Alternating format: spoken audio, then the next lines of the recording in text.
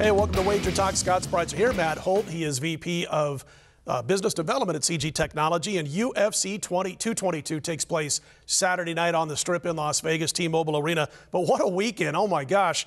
If you're a sports fan or a sports bettor, this is the place to be. You've got the Las Vegas Golden Knights hosting Ottawa on Friday night at T-Mobile in the NHL. NASCAR's in town for the weekend, the trucks, the minor league circuit, Xfinity, and, of course, the big boys on Sunday. The Rugby Sevens are in town this weekend. West Coast Conference Tournament basketball tips off on Friday, I believe it is, at the Orleans. Just a crazy weekend in Las Vegas. And because of all this, there's going to be around 200,000 people coming to Vegas for this sports weekend. And I got to tell you, folks, right now, we don't often talk about this. We do it a lot on radio.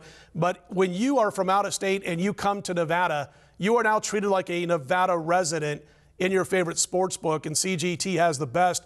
They've also got their app, their betting app that you can take advantage of. You can come into town and open up an account, go to all these different sporting events that you want to be at, not miss out on a single bet you want to make because you've got the app. And then on Sunday night, when it's time to go home, you head over to your favorite CGT sports books and you can check out just as fast as you checked in and get your money on the spot if you've got some winnings coming to you. Tell the folks a little bit about the sports app. We tell tourists that all the time. Look, if you make a bet over the counter and you get a paper ticket, not only do you have to now keep that paper ticket, but even if your bet wins, you have to come back to the counter to cash that ticket anyway. Sure. No different on the app. Download the app, sign up for an account, take the 5 minutes, make all your bets, whether you're at T-Mobile watching the Vegas Golden Knights Friday or UFC 222 on Saturday, or you're out at the Speedway watching the races. Bet all the games, Big Ten semifinals Saturday, Big Ten championship game Sunday, and then when you're all done betting for the weekend, it's just like going up and cashing your tickets. Go up to the counter, take your money back out of your account, and you're ready to go. I mean, bet the games where you watch the games from the convenience of your mobile phone.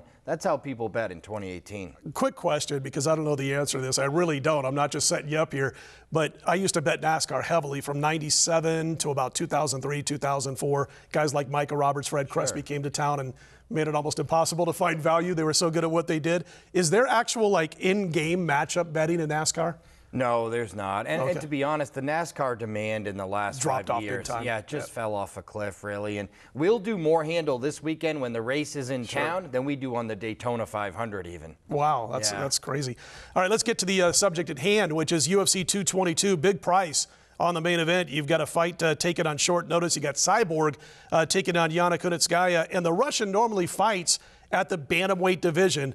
And while the price doesn't say so, I mean, it's huge. You guys are like around minus 1,600. I've seen as high as minus 2,000. Is there any chance at all that Cyborg does something totally out of character, looks past Yana, and gets caught and gets beat? Any chance at all? I don't see it. I mean, and let's face it here. This at the minus 2,000 price that some books here in Vegas have it at, it would actually be the biggest favorite in UFC pay-per-view main event history. So that's how substantial the favorite is. But to your point, Kunitskaya used to be a 135-pound champion in Invicta. And to put you in perspective of where she is, she lost her last fight in Invicta to Tanya Evinger, who Cyborg fought and knocked out in the third round, who she felt like she could have knocked out in any of those rounds. And she beat Kunitskaya. So Kunitskaya is going to be smaller, less experienced, facing one of the most dangerous strikers, grapplers in the history of women's MMA.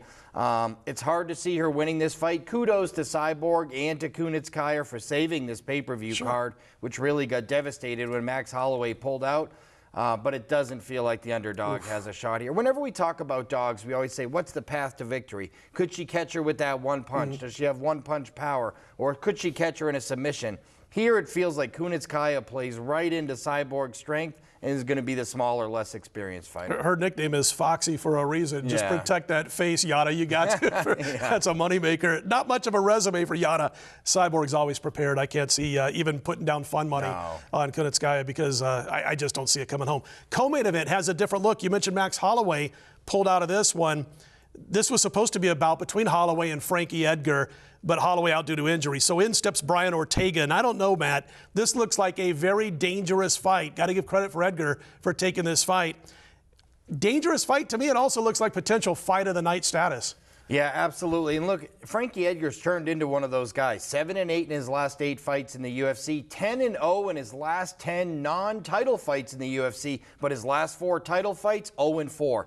But this is the kind of spot where Frankie Edgar has a history of getting it done. In Frankie Edgar's last fight, he was actually an underdog to another one of these super prospects named Yair Rodriguez. Everyone thought Frankie Edgar was done. He's over the hill, and he absolutely schooled Yair Rodriguez. The difference here was Yair Rodriguez was a striker who used a lot of spinning attacks, a lot of aerial moves, wasn't ready for the ground game of a guy like Frankie Edgar. Brian Ortega is just the opposite. His submission game on the ground is unbelievable, and he has only gotten better as a finisher since he joined the UFC. 5-0-1 in the UFC, 13-0-1 overall, and 5 of his 7 finishes come in the UFC.